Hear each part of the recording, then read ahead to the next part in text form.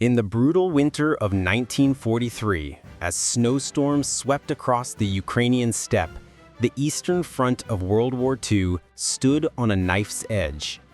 The German Wehrmacht, once the unstoppable force that had conquered half of Europe, was reeling from the catastrophic defeat at Stalingrad.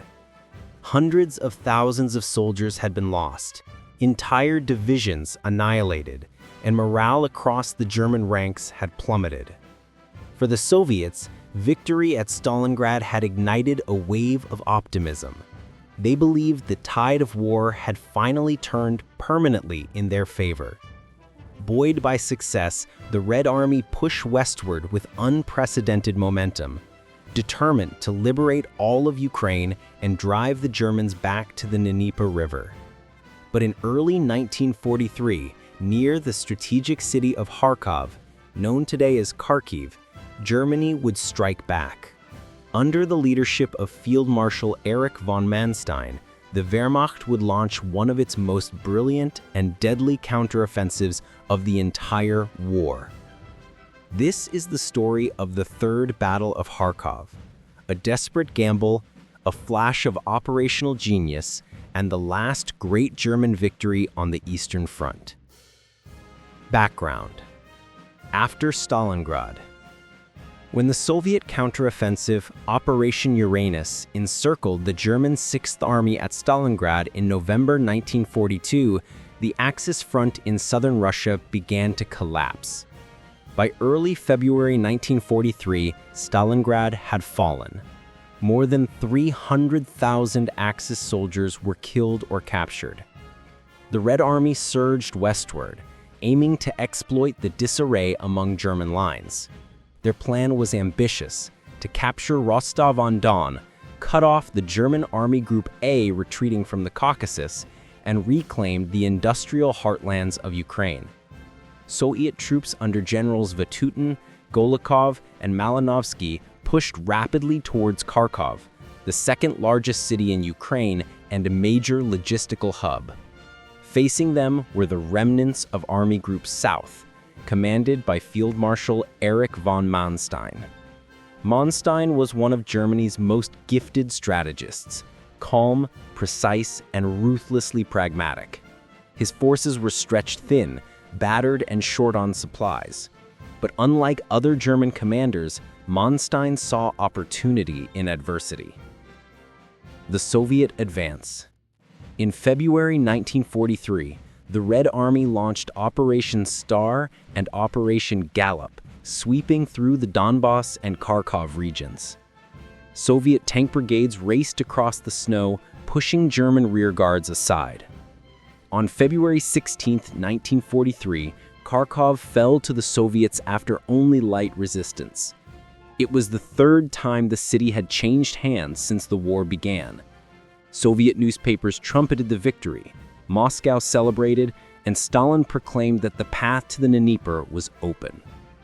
But on the ground, Soviet supply lines were dangerously overstretched. Their armored divisions had outpaced their infantry. Ammunition and fuel were running low. The troops were exhausted, and the front line had become dangerously thin. Manstein noticed.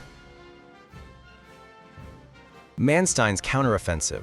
While the Soviets celebrated, Manstein quietly regrouped. Reinforcements were on the way, most notably SS Panzer Corps under General Paul Hauser, including the elite divisions Leibstandarte, Adolf Hitler, Das Reich, and Totenkopf. Manstein planned a daring counterstroke. Instead of retreating, he would allow the Soviets to overextend themselves and then strike at their exposed flanks. The German counteroffensive began in mid-February 1943 under what was officially called the Donets Campaign. It was a masterpiece of timing and maneuver. German panzer units, hardened by years of war, launched surprise attacks along the Soviet flanks near Krasnoarmeysk and Pavlograd. The weather, thawing snow turning to deep mud, slowed both sides, but the Germans used it to their advantage, ambushing Soviet columns bogged down in the slush. Within days, Soviet spearheads began to collapse. Entire formations were cut off and destroyed. By February 22nd, the German counterattack had regained the initiative across the southern sector.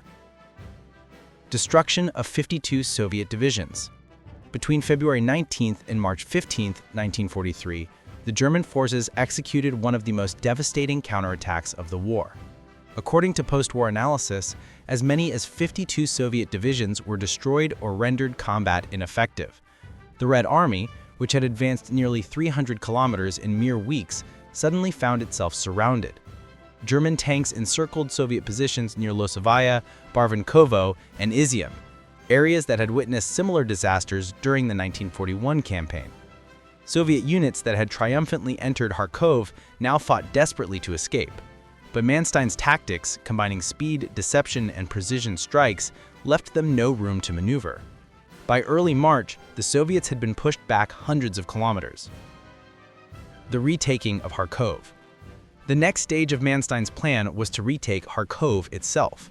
Despite the enormous cost and manpower, the city's capture was vital, not just strategically, but psychologically. It would prove that Germany could still deliver a powerful blow even after Stalingrad. The assault on Kharkov began in early March 1943. The main attack force was SS Panzer Corps, commanded by Paul Hauser, with support from 4th Panzer Army.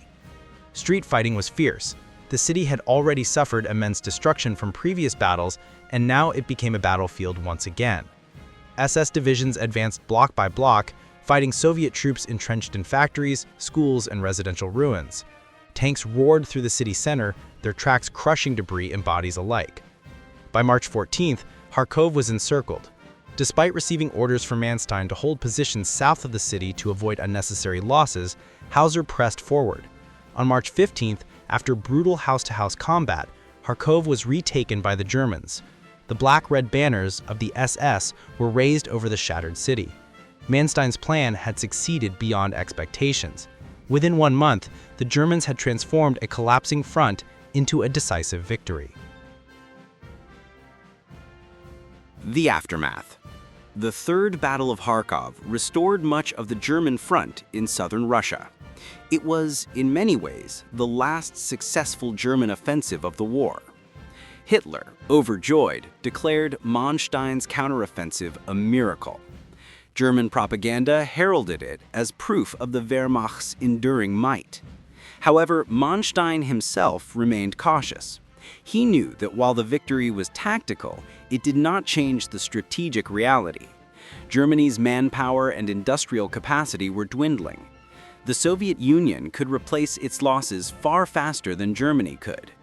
And indeed, only 4 months later, the Red Army would strike back at Kursk in what became the largest tank battle in history. Casualties and scale. The fighting around Kharkov and the Donets Basin was brutal and unforgiving. Estimates vary, but the Red Army suffered up to 90,000 killed and over 350,000 wounded or captured during the campaign. German casualties were around 45,000, a fraction compared to Soviet losses, but irreplaceable for the already strained Wehrmacht. Kharkov itself was left in ruins. Its pre-war population of 900,000 reduced to less than 200,000. Entire neighborhoods were obliterated. Civilians who had endured both Nazi occupation and Soviet bombardment faced yet another round of suffering. Strategic significance. The Third Battle of Kharkov was not merely a tactical victory, it was a demonstration of operational brilliance. Manstein had executed one of the most effective counteroffensives in modern military history, using mobility, deception, and timing to annihilate superior enemy numbers. But it was also the last gasp of German offensive capability in the east. After Kharkov, the Wehrmacht would never again launch a major successful counterattack on that scale. The Red Army, though bloodied, learned from its mistakes. Soviet logistics, coordination, and command structures improved rapidly in the months following the defeat. By summer, they were ready for revenge, culminating in the Battle of Kursk in July 1943, where Manstein's panzers would finally be halted for good. Epilogue. In retrospect, the Third Battle of Kharkov stands as a paradox. A brilliant German victory that only delayed the inevitable. A triumph of military art, but a disaster of grand strategy. For the men who fought there, German and Soviet alike, it was another chapter in the endless nightmare of the Eastern Front, where millions died in fields of snow and fire. As one German officer later wrote, "We won battles, but we were losing the war."